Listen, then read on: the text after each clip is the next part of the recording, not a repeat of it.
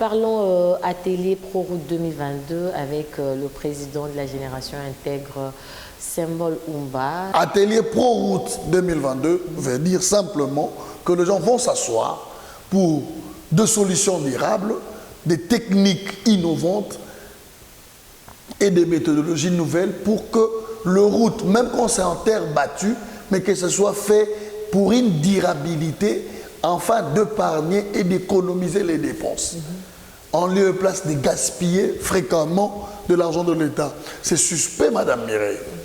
Comment les gens peuvent être d'accord de gaspiller consciemment et volontairement de l'argent de l'État pour que 6 mois après, on est conscient que notre on a sorti de l'argent aujourd'hui, mais nous sommes conscients que nous reviendrons 6 mois après dans un État où l'enseignant est mal payé, où les médecins sont en grève fréquemment, où chaque rentrée scolaire est une grève, où tout est une plainte, mais on est conscient que nous allons sortir de l'argent volontairement, délibérément, pour qu'il s'abîme l'année prochaine. Je pense que c'est quelque chose à louer et à féliciter, que les gens s'arrêtent. Un atelier Pro-Route 2022, Symbole, faudra-t-il vraiment un atelier pour les routes qu'on a toujours et déjà à réaménager? Qu'y aura-t-il de spécifique ou sinon des particularités que nous n'ayons déjà vues? Mais effectivement, c'est parce qu'il faudrait maintenant, à l'heure qu'il est, avec la grande vision de son Excellence le Dr Guy Bandou, je vais vous rappeler, Madame Mireille, que chaque année, en saison sèche, les routes de dessert agricoles sont toujours réaménagées. Et ça fait de l'argent qui est investi. Mais pour que, en saison pluvieuse, ces routes soient abîmées. Voilà. Donc, quand on dit qu'on a toujours déjà réaménagé les routes au Congo central, ça veut dire que chaque année, il y a de l'argent que le partenaire financier tel que Foné et bien d'autres sortent au profit de routes de dessert agricole, au profit de routes de la province, mais que ce soit les partenaires financiers, que ce soit l'exécutif, ils savent que ces routes que nous, pour lesquelles nous sortons de l'argent dans un pays pauvre, dans une province pauvre, parce que notre pays est potentiellement riche, mais il est concrètement pauvre. Alors, vous allez vous imaginer que dans un pays pauvre, on sorte de l'argent, qu'on sait qu'il va être gaspillé, parce que 6 mois après, la route sera encore abîmée. Et donc, après 6 mois, on sera revenu à la case du départ. C'est-à-dire qu'avant qu'on ait réhabilité la route d'Engidinga, avant qu'on ait réhabilité la route de Sekebanza, quand on va avec le tracteur, on va avec le pelle chargeur, on va avec la niveleuse, on va avec toutes ces techniques qu'on connaît, on est conscient que la pluie venue, cette route aura le même état dans lequel on l'a trouvée pendant qu'on était en train de la réhabiliter. Et cela fait 100 000, 150 000, 200 000, 300 000 $. Et c'est comme ça chaque année.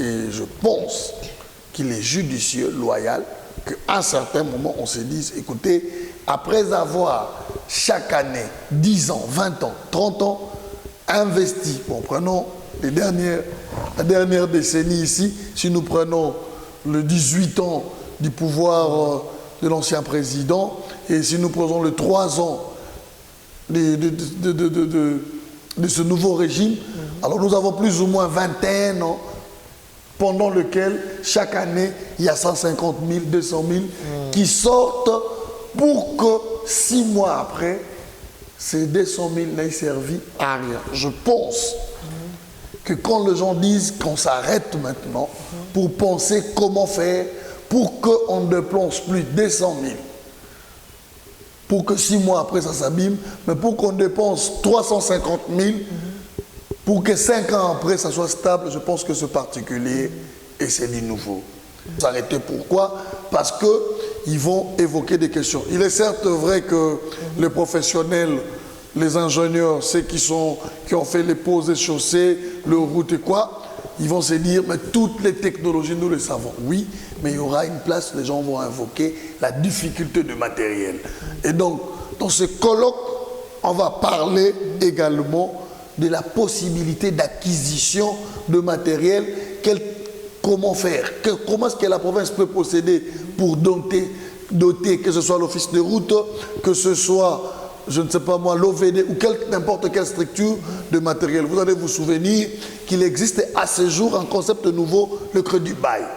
Donc avec le crédit bail et le crédit de souveraineté, la personnalité juridique de la province, il est possible que la province puisse acquérir le matériel d'entretien de ces routes et peut-être doter les structures. Plusieurs techniques seront au point.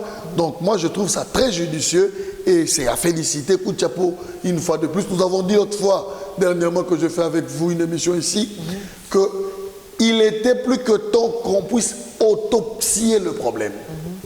Parce que si on était dans le sensationnel de ceux qui évoquaient les 100 jours, on aurait lancé les tracteurs pour que 6 mois après, ça s'abîme encore. Mais là, comme on est en train d'autopsier le mal, on s'est dit, le route, oui, partout, il n'y a pas de route, il n'y a pas de route. Mais pourquoi il n'y a pas de route alors qu'il y a toujours eu de budget alloué à ces routes?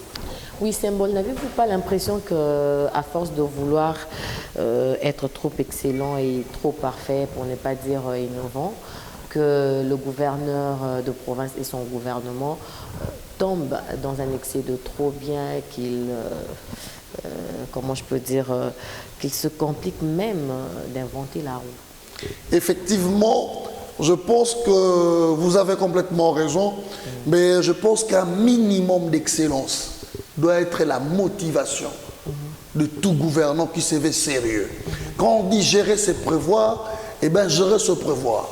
On nous vient, la plus grande difficulté que connaît le Congo jusqu'à ce jour, c'est l'en-entendant. Tout ça, la nan. Faisons d'abord. Et c'est ça. Et le nan, on le fait sans tenir compte ni de la qualité, ni de la taille ou sinon de la vocation et même du potentiel. Le Congo central, ce n'est pas n'importe quel faubourg. Le Congo central, c'est une province exceptionnelle. C'est une province essentiellement portuaire. C'est une province dans laquelle on trouve 2 fleuves et un océan. C'est une province à caractère agricole. C'est une province à une géologie très variée. C'est une province minière. Et c'est une province qui donne accès, qui ouvre la porte de la République démocratique du Congo vers l'Occident et vers l'extérieur. Donc quand on est au Congo central, on n'est pas censé avoir une idée ou une pensée aussi courte que le mois de février. Le fixisme, c'est ça les problèmes, Madame Mireille. Le fixisme, c'est ce qui fait que les gens peuvent se permettre à juger les autres, soit d'amateurisme, soit d'incompétence. Pourquoi? Parce que les gens sont habitués à l'expérience qui n'a conduit à aucun résultat. Vous allez être d'accord avec moi quand je vous dis que dans ce pays, on parle trop d'expérience, mais ces expériences font que le Congo est pauvre 60 ans après l'indépendance. À quoi a servi cette expérience? C'est l'expérience pour la pauvreté, c'est l'expérience pour l'échec, c'est l'expérience pour le chaos, ou c'est quelle expérience qu'on nous évoque souvent? Parce que vous avez des gens surexpérimentés, mais vous avez les services de l'État à terre. L'expérience, l'expertise, le talent, je suis contre personne. Mais je suis en train de vous faire comprendre que le fixisme, dans un terme aussi clair appelé la routine, a conduit au chaos.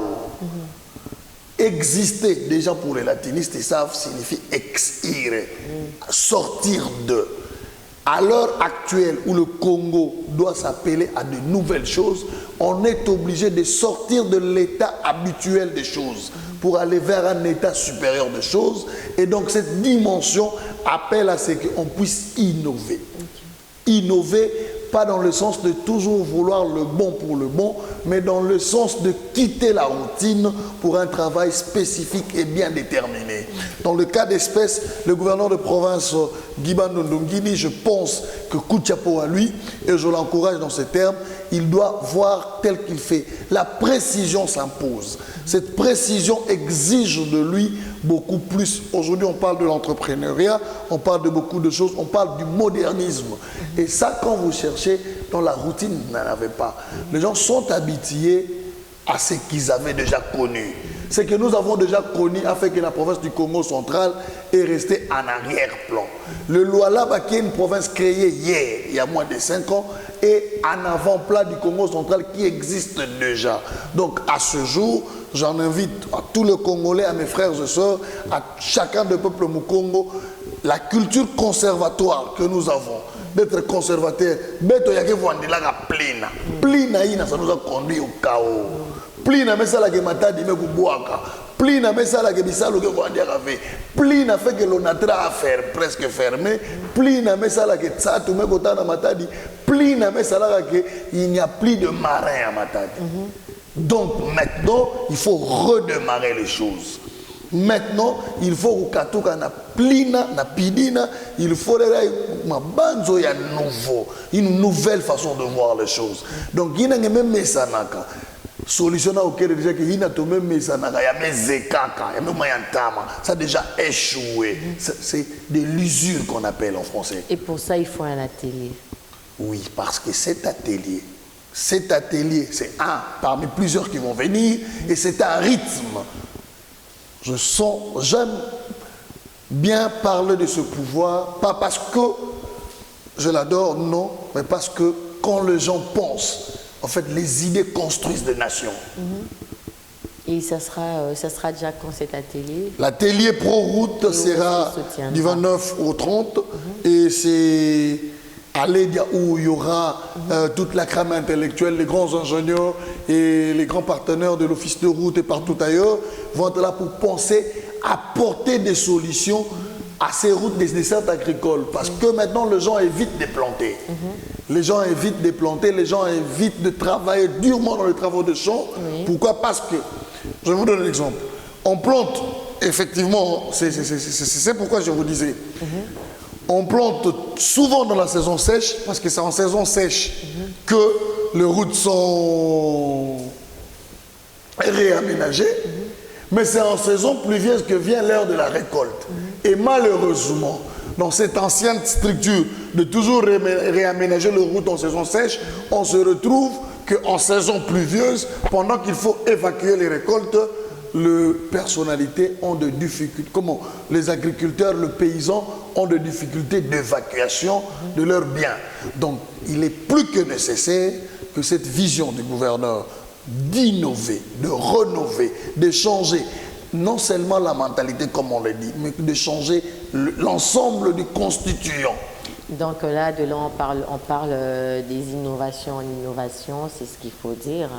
Donc le gouverneur veut donner une nouvelle image du Congo central, alors dans le Congo central. Et donc attendons voir.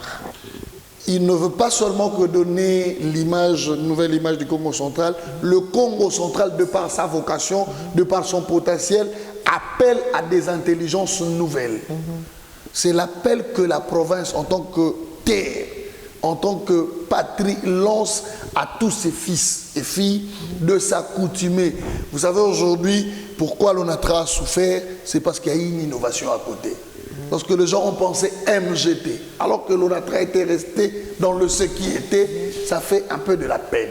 Bien qu'il y a plusieurs cantons qui entrent dedans, ce n'est pas beau, joyeux d'en parler, il y a beaucoup de familles qui en peinent, mais la réalité est telle que nous devons apprendre à nous adapter au nouveau système pour continuer d'exister. Avec les changements climatiques, on parle d'une terminologie, la résilience. Donc il faut savoir s'adapter au climat et à beaucoup de réalités. Que ceux qui pensent que c'est ce qui est, qui devra être, eh bien, ils doivent maintenant s'habituer à ce qui sera. C'est plus important. Bien. Voilà, Symbole, merci beaucoup pour votre intervention. Je sais que ce n'est pas pour une dernière fois, donc nous aurons encore le temps, sinon, d'en parler. Voilà. Merci, c'est moi qui vous remercie pour ce numéro Atelier Pro-Route 2022. Innovation, nouvelle pensée, nouvelle dynamique, nouvelle vision de choses. Ce n'est pas méchant, il faut être neuf. Hein, donc Jésus disait à 20 nouveaux outre 9.